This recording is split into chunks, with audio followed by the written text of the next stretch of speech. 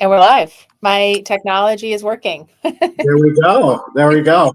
It's been a difficult day for technology. We're getting a snowstorm up here in northern New Hampshire. Well, it's a weird snow rain mix, Oof.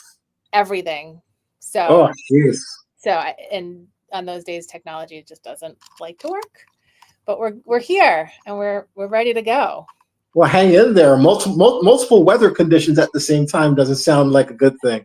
Yeah, just like no tornadoes and earthquakes, and I'm totally fine with it. Well, there you go.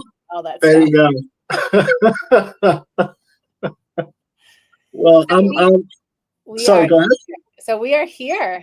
Welcome to the CXO and CHRO Walk Into a Bar. And today we are talking about who's really driving growth.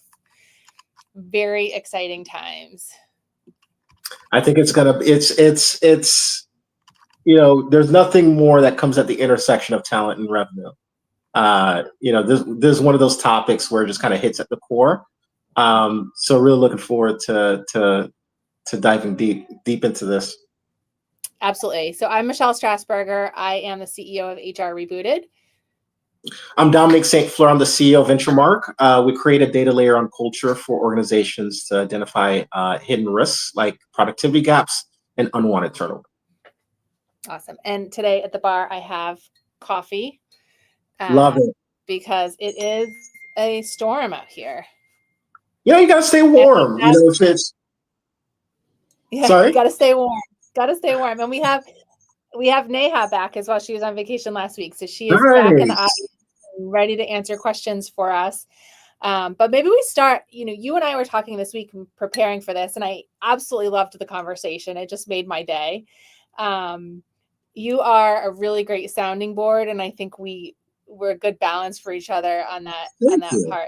Absolutely. So we had a great conversation, but we really started talking about this topic of who really is responsible for growth and who's really driving growth. And I think the starting point was like, well, how do we define growth? And would love to start, if anybody's in the audience or watching us live on this yucky rainy day in New England, how do you define growth? How does your organization define growth? Because we can look at it a lot of different ways. Within HR, sometimes we look at growth as, adding headcount, growing teams, learning and development can be growth, right? Are we stretching people? Are we changing people? Upskilling and reskilling can be growth. And from like a revenue standpoint, growth is revenue, or even, profitability, because you can grow revenue and not make any money because you're growing it a challenging way. So absolutely, and same way you could grow profits without making incremental revenue, right? And so I think it's a really great question, and would love folks in the audience to jump in too. It's like, what type of growth matters most for organizations, and how do we define that, right? And for this conversation, I submit, just kind of building off on our great conversation that we had previously as well. I think revenue and profit generally is what matters to most, if not all, organizations. And then there are subcategories of growth that matter too. But I think for having a conversation that cuts across the board, revenue and profit, I definitely I'd love to define growth that way for this conversation, but we could definitely jump into different aspects of growth as well as we continue. Yeah, I think that makes sense. I think we're looking at the intersection of talent and revenue on these calls, and I think revenue and profitability are a great place to start. So you sit in the seat of CEO most of the time, as well as CRO and all the other. In a startup, you have to wear multiple hats. Where do you see growth, and who's responsible for that? Who's driving growth in organizations from your seat? Yeah, and there are some obvious answers, and then there are some less obvious answers. But the more obvious ones is leadership, right? The C-suite.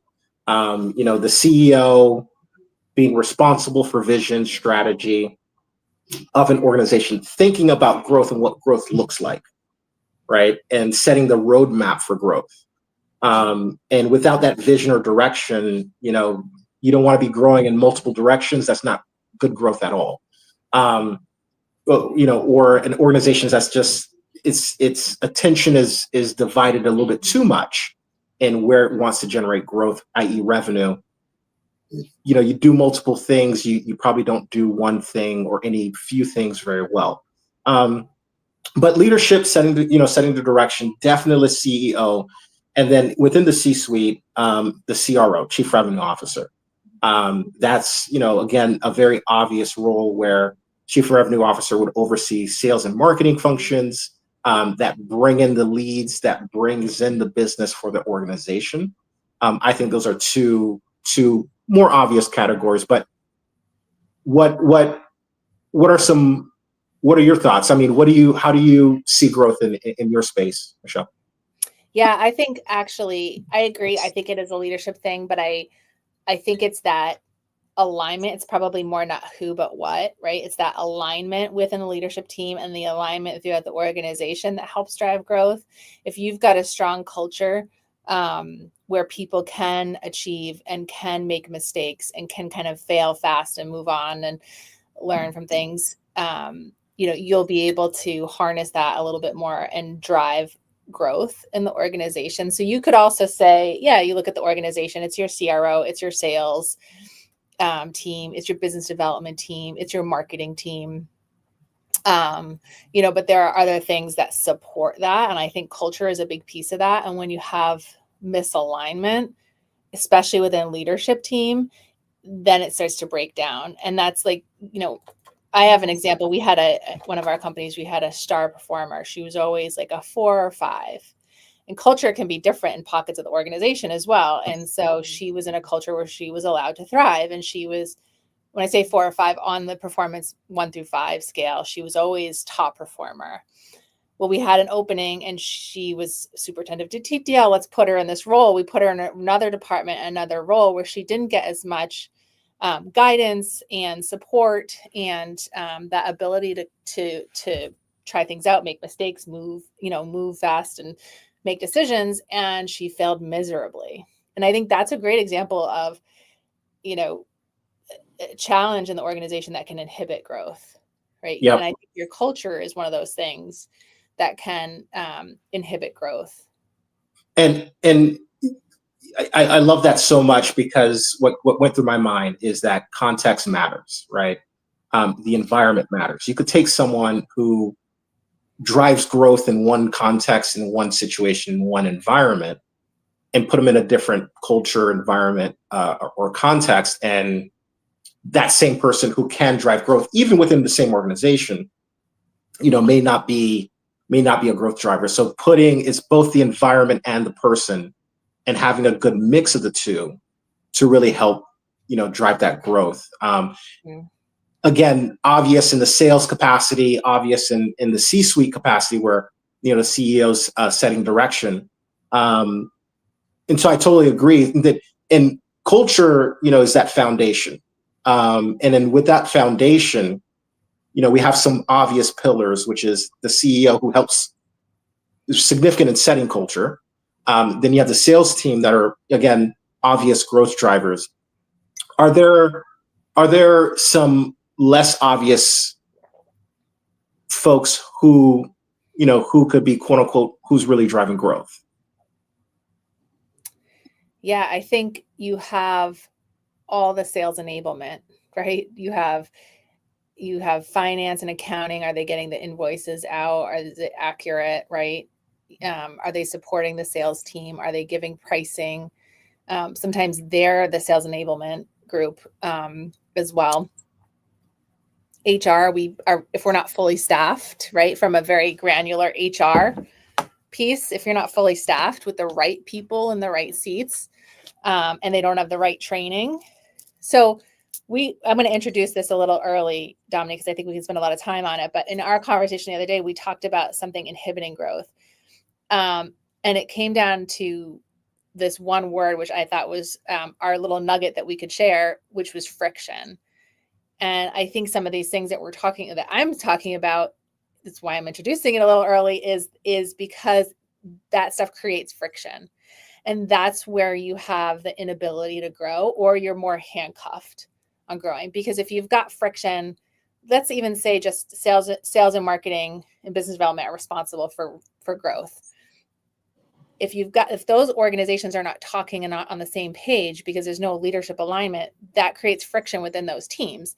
And then it becomes an us versus them. So sales isn't making their numbers. They're saying, well, marketing's not supporting us. And if marketing's not getting the results they need, then they point to sales saying, well, they're not doing their job, right? And it's that friction that creates issues in the organization and slows you down. Absolutely. And, you know, I was definitely going to jump into that when you said the word enablement.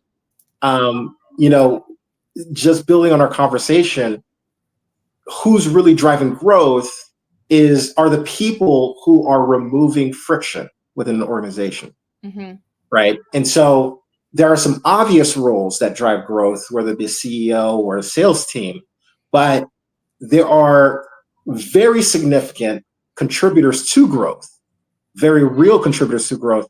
And it's really a matter of looking at the people who's removing friction within the organization. Because at the end of the day, again, the type of culture you have either adds friction or removes. And who's contributing to a culture, who's contributing to an environment where they're either adding to friction or removing friction. And that could be from a tech perspective, that could be from a culture perspective, that could be from a leadership perspective. And so the same persona, whether they be in C-suite or middle managers, it almost doesn't matter, right? Where, yes, there are some obvious roles, even within the sales and marketing function, which are a little bit more obvious for bringing in quote unquote growth when we think about revenue. But still within that function, there could be people within that function who are adding friction or removing friction. And so it's not an obvious answer where it's like, okay, let's just look at the function and that's the function that generates revenue. But looking at that function and saying, who within that function or what systems or processes in that function is adding friction or removing friction. And I think what we landed on was the answer to the question of who's really driving growth are the people who are either, who are the ones removing friction. So I think that was and thanks for introducing that a little bit early. But I think that was a nugget that we had, that we definitely wanted to share with everybody. I think it actually is a really good way to think about things. Like, where's the friction? How do we remove that, instead of who did something to cause a problem or cause a hang up, or who's not responding to a customer, or who messed up this deal, right? It's where's the friction and where's the breakdown of the process.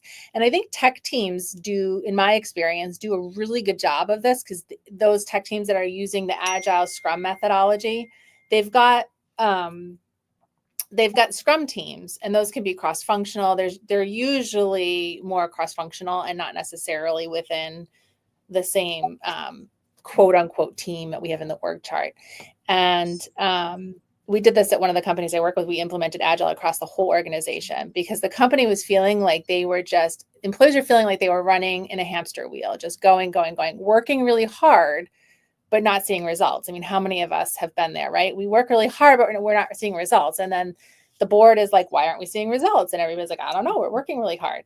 And so we implemented Agile and Scrum teams across the organization. And there are people in charge, the product managers or the Scrum Master, that's their job, is to remove friction.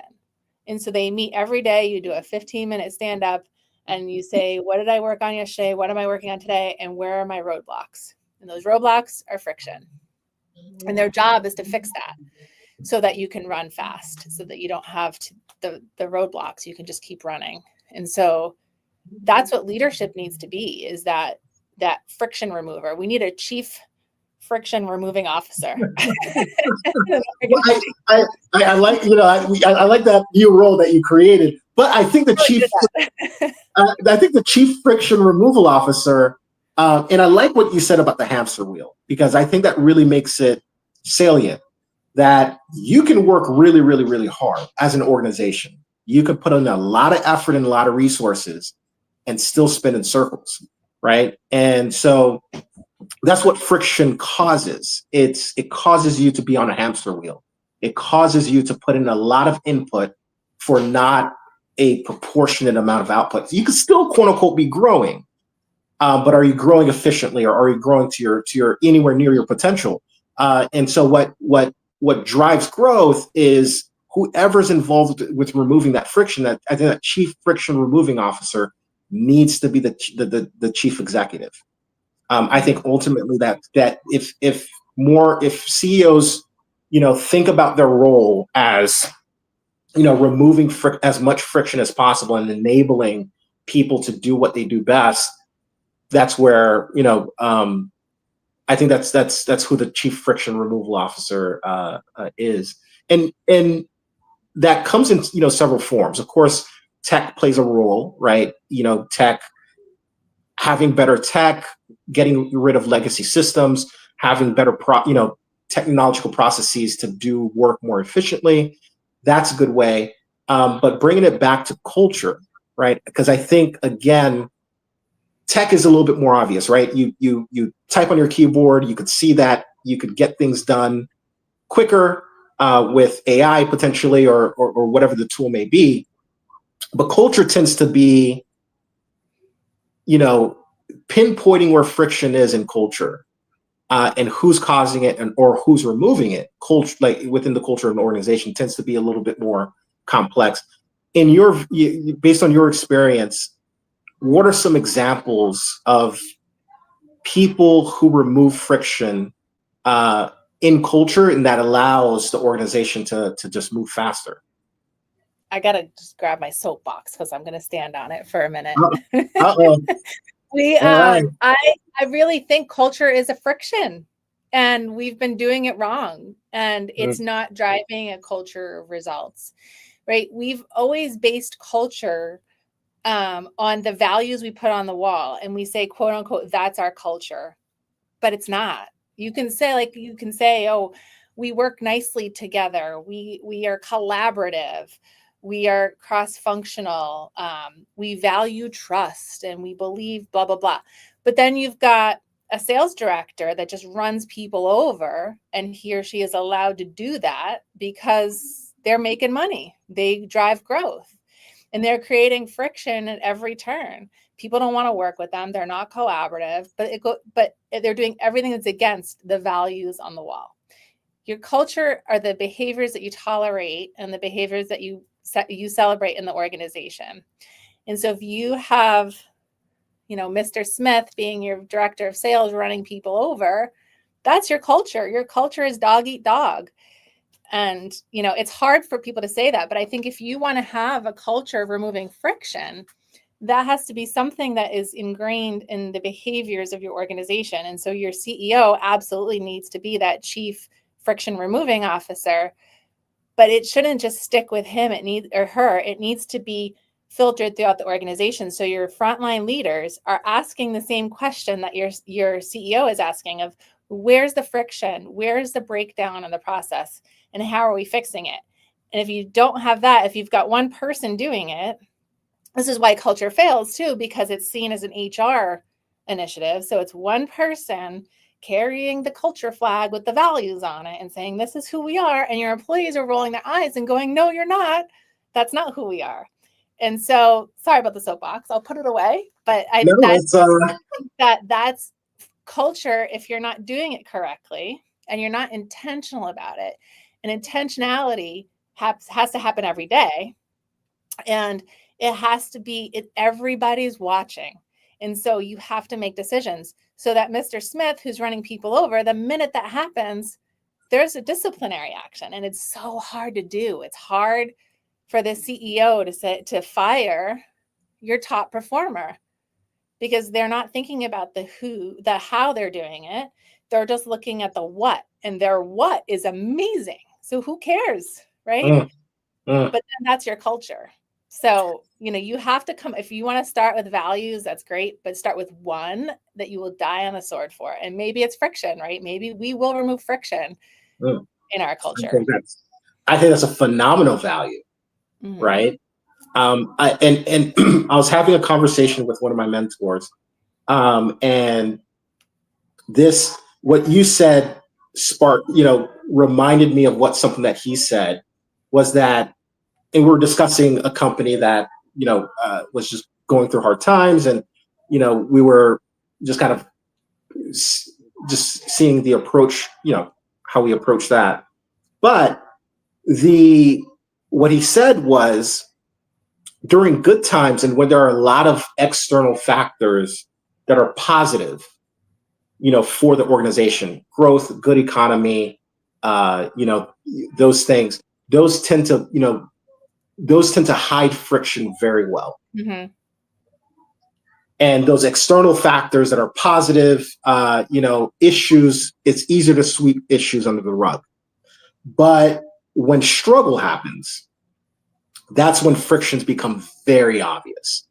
Mm-hmm. And so that's when, it's more important to address friction when you're having a lot of these external positive factors that are balancing out some of these frictions, that people, that create an environment where people are a little bit more tolerant of frictions, or that example of a tough sales, leader. People have a little bit more tolerance in that kind of environment, especially when you're having bonuses and external factors that are just kind of, but where organizations live and die is, how do you survive tough times? Mm-hmm. And if you have all these unaddressed frictions and tough times hit, it's that inconvenient accelerator to the downside. Yeah. It's the moment, like you're just taking off a veil, and you're seeing all the issues all at once, because specifically now you're hitting a rough patch. Mm-hmm. And so during good times, when you have a lot of great external factors or external contributors to success or growth, those are the times that are most important to address friction.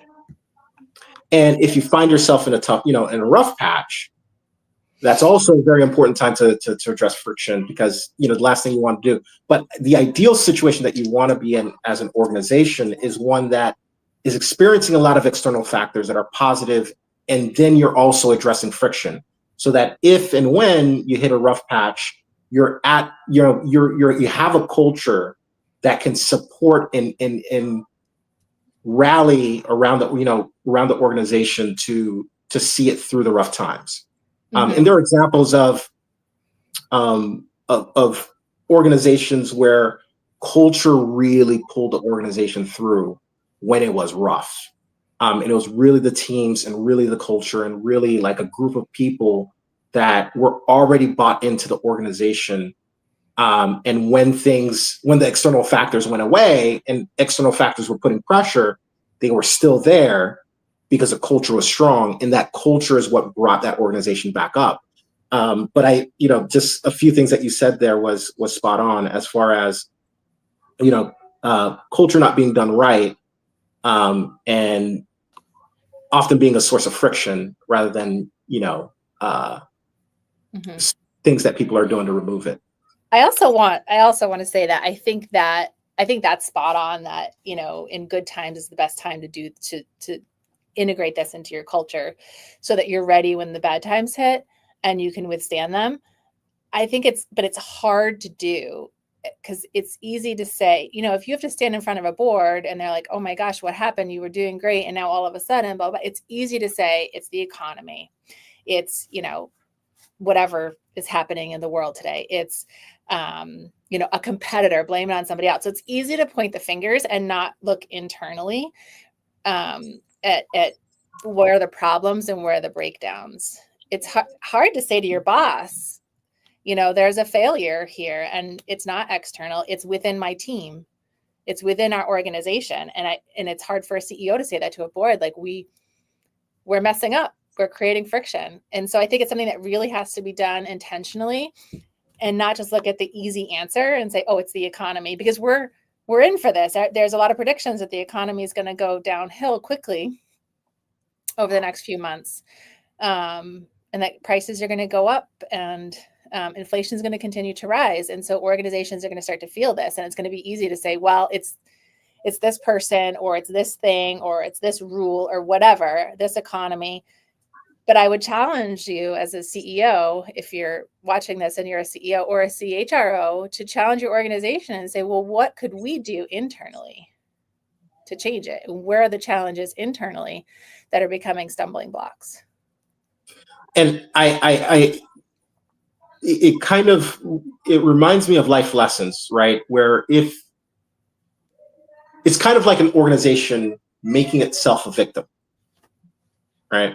Rather than taking accountability, right? And when we do that as individuals, it usually doesn't turn out well, right? When we take a victim mentality and say, oh, I'm not succeeding, or I'm not, where I want to be because of X, some external factor, versus someone who says, I'm not where I want to be, or I took a dip, because I didn't do X, Y, Z. That personal accountability allows you to really set yourself up for growth and recovery. Everybody's going to hit a rough patch. Everybody is going to have a tough moment. Everybody's going to, every organization is going to have a competitor that's introduced that they didn't expect, or something, right? And so if it's inevitable, right, there are certain things that you can do now, but taking that personal accountability is probably the best thing that you can do for yourself as an organization.